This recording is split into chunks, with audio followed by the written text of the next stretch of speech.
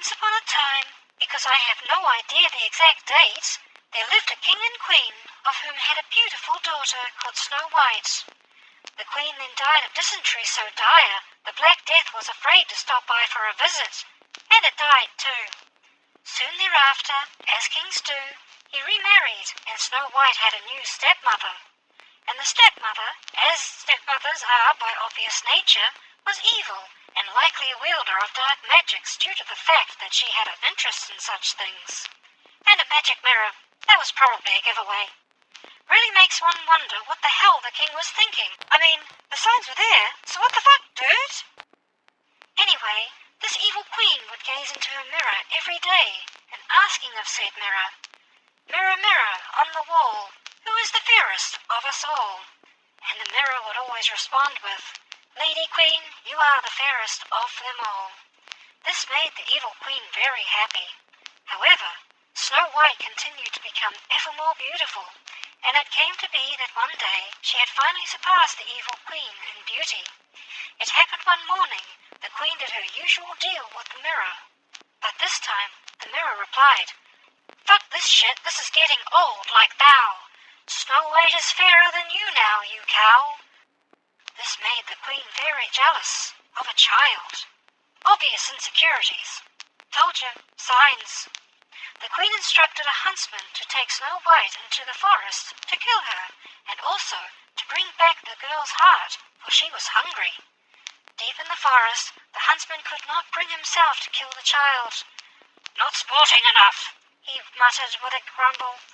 Also, the queen was a psycho, so he told Snow White to run away before murdering an innocent bystanding boar, before taking the poor animal's heart for the queen, and he had bacon for dinner. The queen cooked the heart and gobbled it up. The king saw this and asked what she was eating. "White meat," she responded. Elsewhere, deep in the forest, Snow White happened upon a group of strange little men, of which were about to start their day of intense labor. As these little men made their way for their daily mining operation, of which was code for cocaine harvesting, they sang their song as if like a ritual as they marched by Snow White. Hi-ho, what are your rates?" they sang. Not entirely clear on the laws regarding miners and miners back in those times, but this was probably based on some disturbing fanfic of old. Snow White was intrigued by this band of merry little old man children, as they headed to whatever slave labor they would be whipped constantly for.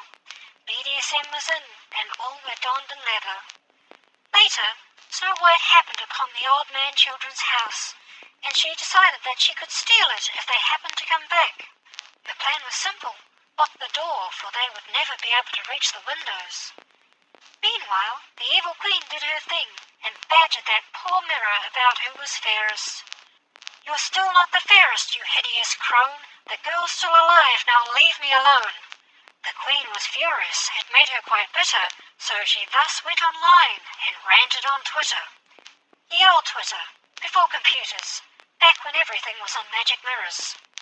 And so, she realized she had to take matters into her own hands.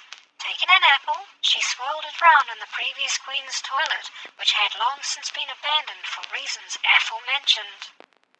The apple was left to soak in the toilet for half an hour, until it had turned poison, a toilet poison. Then, dressed in a hag, the evil queen came by the old man children's house and tried to get Snow White to take a bite out of the poisoned apple. Snow White politely refused, but the hag queen was having none of it. "Eat the fucking apple!" she screamed, lobbing it at Snow White, smacking her square between the eyes. Snow White died on the spot, and the evil queen did a little jig, for now she was the fairest hag in all the land. Suddenly, all the woodland creatures came rushing to Snow White's aid, and launched an attack on the evil queen.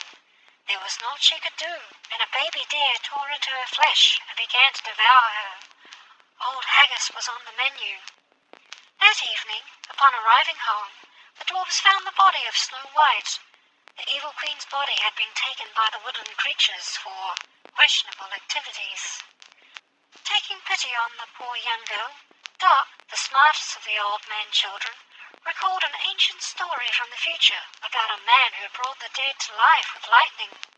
And so, as it happened upon one stormy night, the dwarfs repaired Snow White's body, and as lightning flashed above, the dwarf doctor threw a switch, and a conductor rose from the house skyward.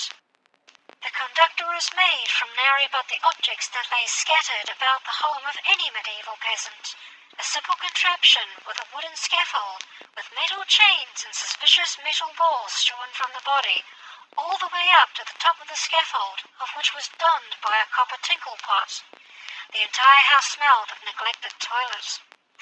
Lightning struck the conductor, and a surge of raw power flooded Snow White's body. Her corpse burst into flames, and the entire house caught fire, burning to the ground. There were no survivors. Days later, a handsome prince made his way through the woods on a noble steed of pure breed. Suddenly, the woodland creatures ambushed the prince, throwing him from his horse and tore at his body. They had acquired a taste for human flesh. The revolution had begun.